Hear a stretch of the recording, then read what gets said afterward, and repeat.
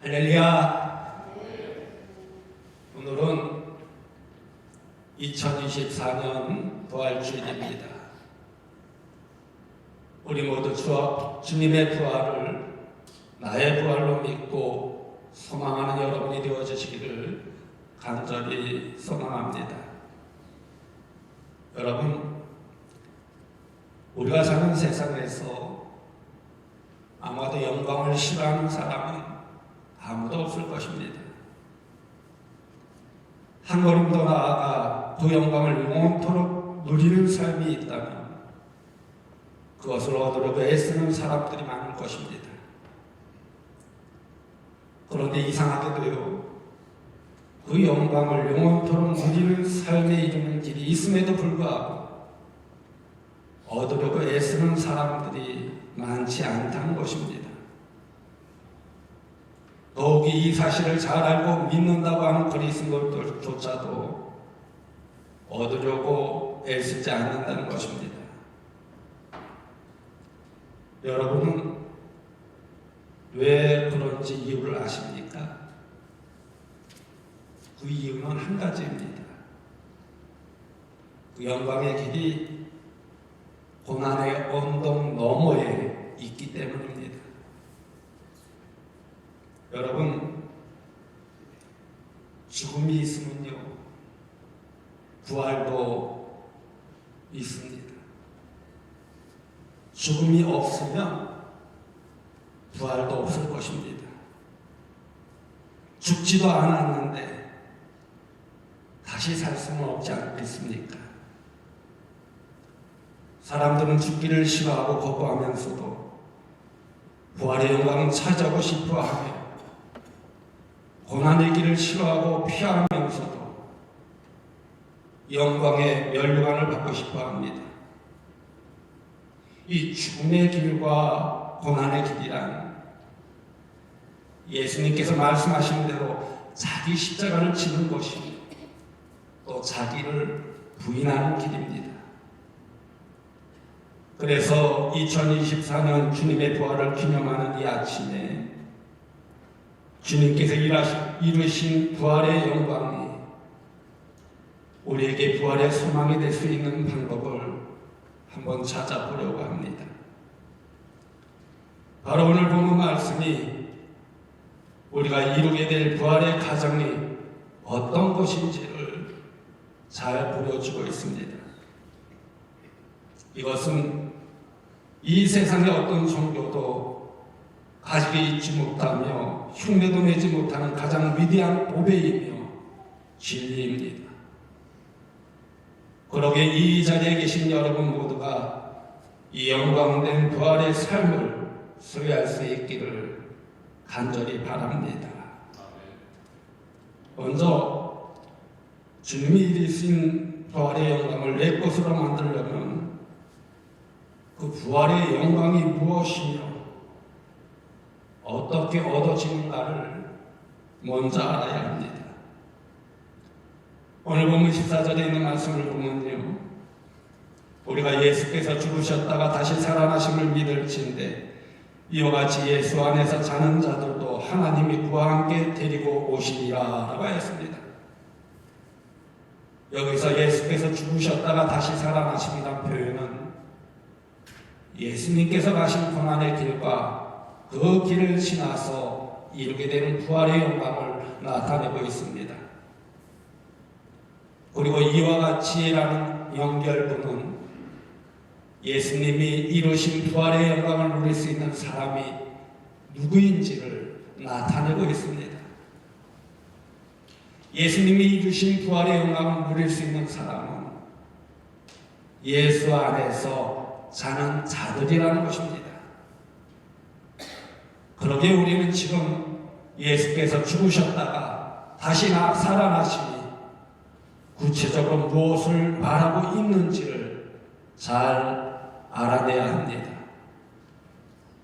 이 짧은 표현 안에는 바로 성경의 전부가 들어있다고 해도 과언이 아닐 것입니다. 바로 그것은 우리가 믿는 기독교의 핵심, 진리라는 것입니다. 이것이 있기 때문에 우리가 예수님을 믿는 것이며 고난과 아픔을 인내하면서 나아가는 것입니다. 만약 이것이 없으면요, 우리의 믿음은 아무것도 아닐 것입니다. 이것은 사람이 이룰 수 있는 것이 아니며 오직 하나님만이 이루실 수 있는 것입니다. 이것은 바로 죄와 또 제사함과 부활입니다. 이 제사함과 부활은 오직 온 우주의 주권자이신 하나님께만 있다라는 것입니다. 그렇다면 예수님의 죽으심이 의미하는 것은 무엇일까요? 아담 이후부터 오늘에 이르기까지 어떤 인간도 제사함을 이룰 수 없었습니다. 그 이유는 자신들 스스로가 죄인이었기 때문입니다. 사도행전 4장 10절의 말씀을 보면요, 다른 이로서는 구원을 받을 수 없나니 천하 사람 중에 구원을 받을 만한 다른 이름을 우리에게 주신 일이 없으리라 라고 했습니다. 로마서 3장 23절의 말씀을 보면 모든 사람이 죄를 범하였음에 하나님의 영광에 이르지 못하더니 라고 했습니다. 이것은 어떤 사람도 죄를 속할 수 있는 재물이 되지 못함을 의미하여 주고 있습니다. 그래서 하나님께서는 성자 예수님을 이 땅에 보내셨다는 것입니다. 그리고 죄 없으신 그 육체를 인간의 죄를 씻기 위한 제물로 삼으셨습니다. 그러므로 예수님의 십자가 죽으심은 곧 우리의 제사함을 의미한다는 것입니다. 또 하나의 의미는요, 예수님을 구주로 믿고 따르는 사람들에게 해당하는 것입니다. 로마서 6장 4절의 말씀을 보면 그러므로 우리가 그의 죽으심과 합하여 세례를 받음으로 그와 함께 장사되었나니 이는 아버지의 영광으로 말미암아 그리스도를 죽은 자 가운데서 살리심과 같이 우리도 또한 새 생명 가운데서 행하게 하려 함이라 라고 했습니다. 다시 말해 사람이 예수님을 구주로 믿고 그의 백성이 된다는 것은 예수님과 함께 죽었음을 의미하여 주고 있습니다.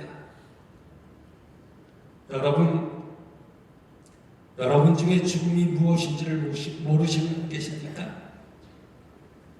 지금 내가 십자가에 못 박혀 있다고 가정한다면 내가 할 수 있는 것은 무엇일까요?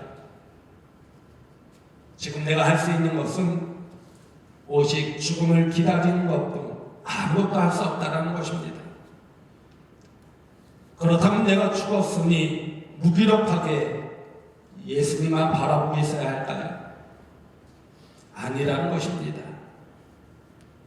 로마서 6장 11절의 말씀을 보면요, 이와 같이 너희도 너희 자신을 죄에 대하여는 죽은 자요 그리스도 예수 안에서 하나님께 대하여는 살아있는 자로 여길지어다 라고 했습니다. 그리고 갈라디아서 2장 20절의 말씀을 보면 내가 그리스도와 함께 십자가에 못 박혔나니 그런즉 이제는 내가 사는 것이 아니요 오직 내 안에 그리스도께서 사시는 것이라. 이제 내가 육체 가운데 사는 것은 나를 사랑하사 나를 위하여 자기 자신을 버리신 하나님의 아들을 믿는 믿음 안에서 사는 것이라 라고 했습니다. 바로 이 말씀 그대로입니다. 내가 예수님과 함께 죽었다는 것은 세상의 죄에 대하여 즉 나 자신의 욕망대로 살던 삶이 죽었다는 것입니다. 그러므로 이제부터는 어디에도 나라는 존재가 없으며 예수 그리스도만이 존재한다는 것입니다. 이 사실을 깨달은 사도 바울은요, 로마서 14장 8절 말씀에서 우리가 살아도 주를 위하여 살고 죽어도 주를 위하여 죽나니 그러므로 사나 죽으나 우리가 주의 것이로다 라고 했습니다. 그러면 이렇게 주를 위하여 산다는 것은 구체적으로 어떻게 사는 것일까요? 세상을 등지고 오직 교회를 위해서만 봉사하고 섬기며 사는 것일까요? 아닙니다. 세상으로부터 도피하는 것이 아니라 일상생활 가운데서 그리스도의 주인으로서 살아야 한다는 것입니다. 지금 자신에게 맡겨진 일을 더욱 성실하고 정직하고 진지하게 수행해야 한다는 것입니다. 그러기에 지금 내게 주어지지 않은 것을 하려고 여러분 애쓰지 마십시오. 만약 하나님께서 필요하다고 여기셨다면 아마도 벌써 주셨을 것입니다. 그러기에 우리는 주어진 것에 감사하며 최선을 다해야 된다는 것입니다. 이전에는 좀 더 구하고 편하게 살며 성공하고 명성을 얻기 위해 일했다면 이제는 하나님을 기쁘시게 하기 위해 소망의식을 가지고 또 소명의식을 가지고 정직하게 수고하고 일해야 된다는 것입니다. 최선을 다해야 된다는 것입니다. 내가 하는 일이 어떤 것이며 어떤 환경에 있으며 어떤 수고로움이 따른다 할지라도 하나님께서 부르신 일이며 주님의 영광을 위한 일임을 기억하고 언제나 최선을 다해야 된다는 것입니다. 비록 내 뜻과 다를지라도 주님의 뜻을 먼저 생각하는 것이 바로 주를 위해 사는 것입니다. 그러면 예수님의 부활이 의미하는 것은 무엇일까요? 앞서서 예수님의 죽으심을 먼저 생각한 이유는 죽음이 없이는 부활이 없기 때문입니다. 세상에서도 쉽게 주어지는 영광은 없습니다. 하다못해 운동 경기에서도요, 금메달을 따기 위해서는 아주 피나는 노력을 해야 합니다. 그런데 우리가 소망하는 것은 부활의 영광이며 영원한 영광의 삶인데 가만히 앉아서 있을 수 있느냐는 것입니다. 예수님의 부활의 영광은 고난과 멸시와 죽음의 강을 건너서 이루게 된다는 것입니다. 그리고 예수님의 부활은 죽음의 사망 권세를 깨뜨리시고 승리하신 것입니다. 즉 부활한 생명에게는 죽음과 가까이 할 수 없음을 의미하여 주고 있습니다. 이것이 바로 영생입니다. 로마서 8장 35절에서 39절에 있는 말씀을 보면요, 누가 우리를 그리스도의 사랑에서 끊으리요? 반란이나 공고나 박해나 기근이나 적시나 위험이나 칼이라. 기록된 바 우리가 종일 주를 위하여 죽임을 당하게 되며 도살당할 양같이 여김을 받았나이다 함과 같으니라. 그러나 이 모든 일에 우리를 사랑하시는 이로 말미암아 우리가 넉넉히 이기느니라. 내가 확신하노니 사망이나 생명이나 천사들이나 권세자들이나 현재일이나 장래일이나 능력이나 높음이나 가품이나 다른 어떤 피조물이라도 우리를 우리 주 그리스도 예수 안에 있는 하나님의 사랑에서 끊을 수 없으리라 라고 했습니다. 그 어떠한 것도 하나님의 사랑에서 끊을 수가 없다는 것입니다. 여기서 예수 그리스도를 구주로 영접한 사람은 이미 그 영이 부활했다는 것입니다. 아담의 범죄 이후에 죽었던 영이 예수 그리스도로 말미암아 생명을 얻게 되었다는 것입니다. 이 생명은요, 예수님의 부활로 말미암은 것입니다. 그러므로 그리스도의 영의 생명은 세상의 어떤 것도 빼앗아 수 없다는 것입니다. 그렇다면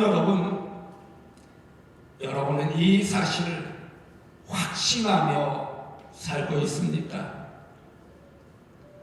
그러면 육신의 생명은 어떻게 될까요? 육신의 생명은 아직 죽지 않았으니 부활도 없다는 것입니다. 이 사실에 대해서 오늘 보면 13절 말씀에서 자는 자들에 관하여는 이라고 말씀하여 주고 있습니다. 이 말씀은 부활을 언급하려는 것입니다. 예수님이 재림하시는 날에 육신으로 살아있는 성도들이 있다라는 것입니다. 이들은 육신의 죽음을 겪지 않고 하나님의 나라로 올라가는 행운을 얻게 된다는 것입니다. 그러나 이들보다 먼저 주님을 만날 사람들은 믿음으로 살다가 죽은 성도들이라는 것입니다. 그들의 육신이 부활하여 주님의 품에 안길 것이고 그 뒤를 이어서 육신이 살아있는 성도들이 주님 품에 안긴다는 것입니다. 그래서 함께 만나게 된다는 것입니다. 더 중요한 것은요, 오늘 보면 17절 마지막 부분의 말씀이 그리하여 우리가 항상 주와 함께 있으리라 라는 말씀입니다. 이것이 바로 예수님의 부활이 의미하는 가장 중요한 부분이라고 저는 생각합니다. 즉, 주님을 영접하여 주님의 자녀가 된 성도는 하나님 나라에서 영원한 삶을 누리게 된다는 것입니다. 여러분, 이 사실을 믿으십니까? 아멘. 아멘.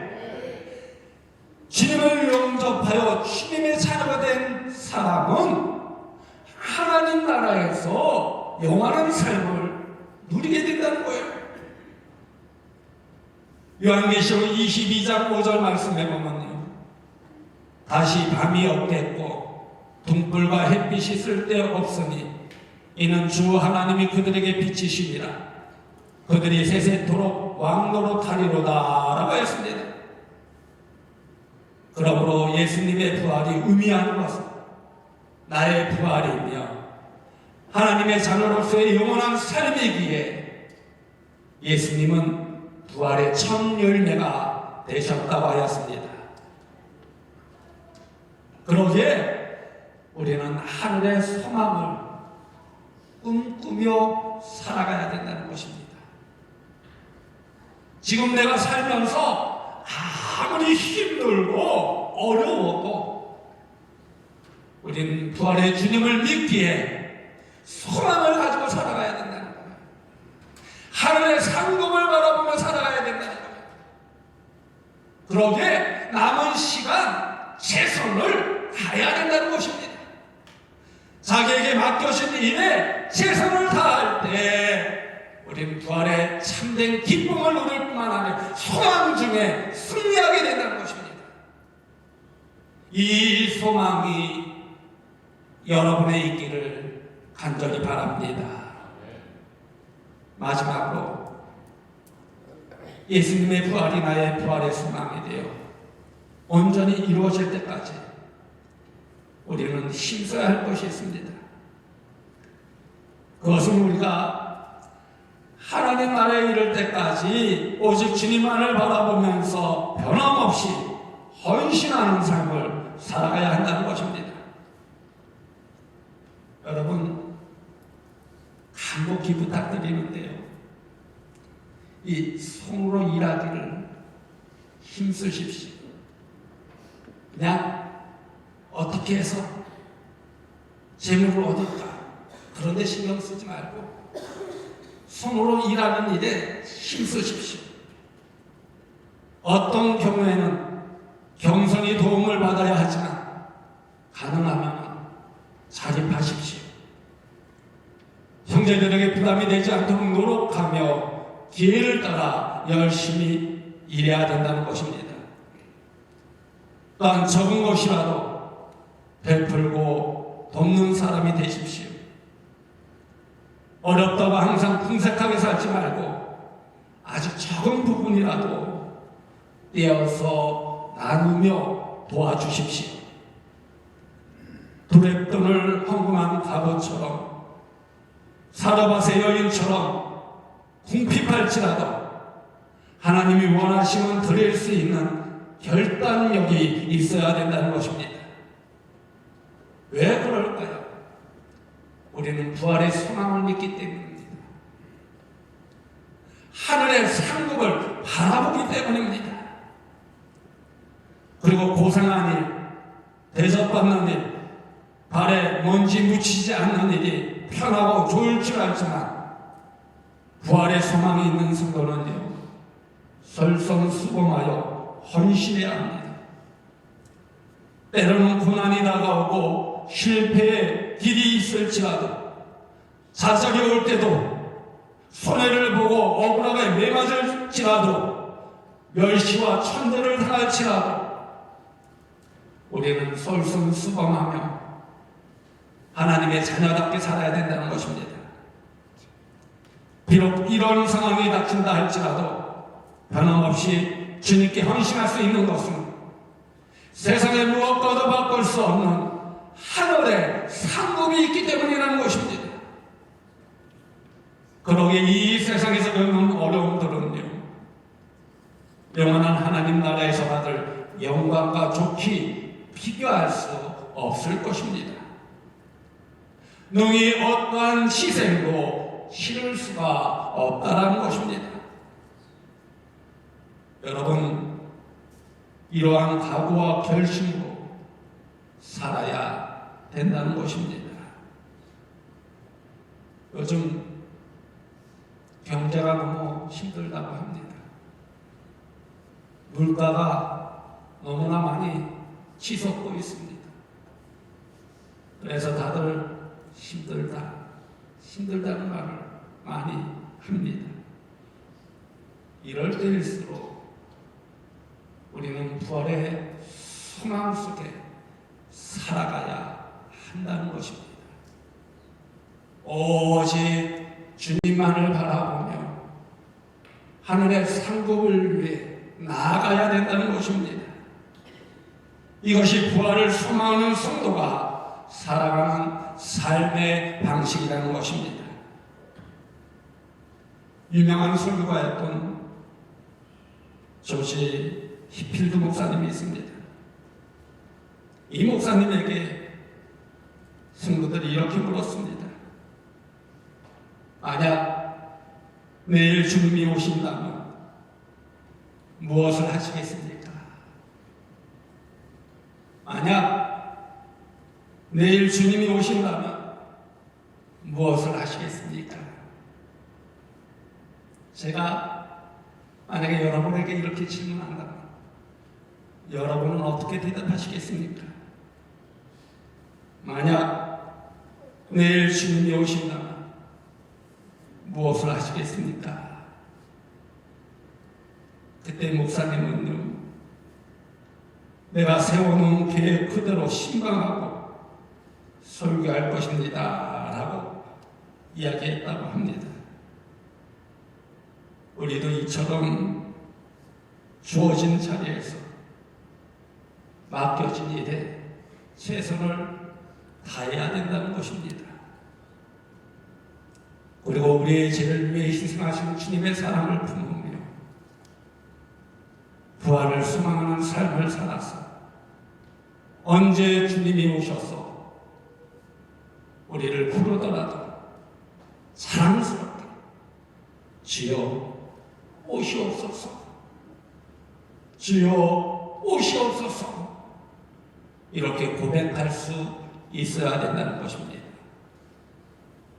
바로 그 안에 하나님을 기쁘시게 하는 주님의 사랑을 품으며 부활의 영광과 소망을 가지고 승리함을 얻는 여러분들 되어지기를 주님의 이름으로 간곡히 축원드립니다. 보혈을 지나 함께 찬양하도록 하겠습니다.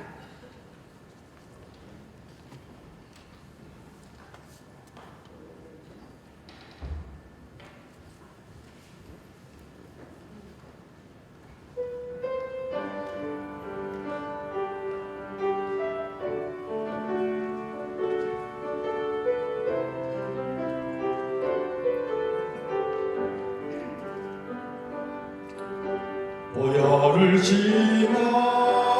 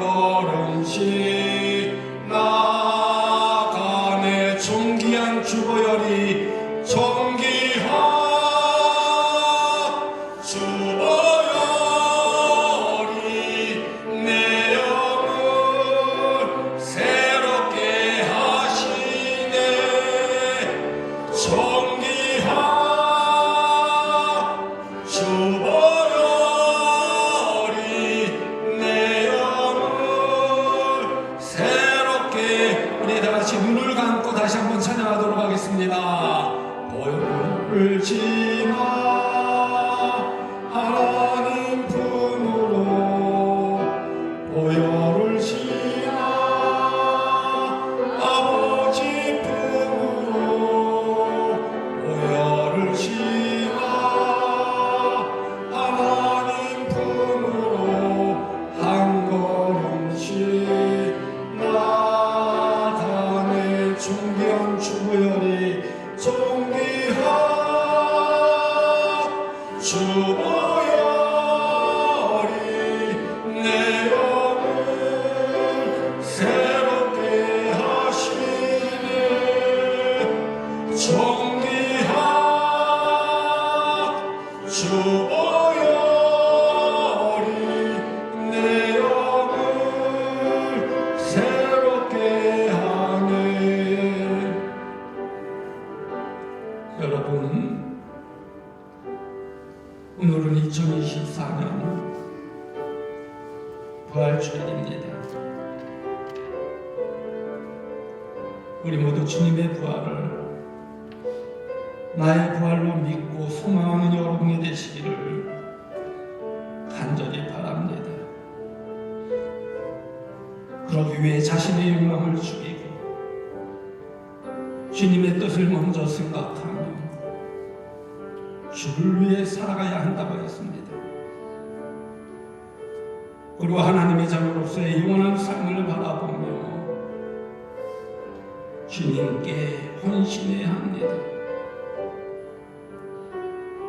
때로는 고난이 다가오고 삶의 실패와 좌절이 몰려올 때도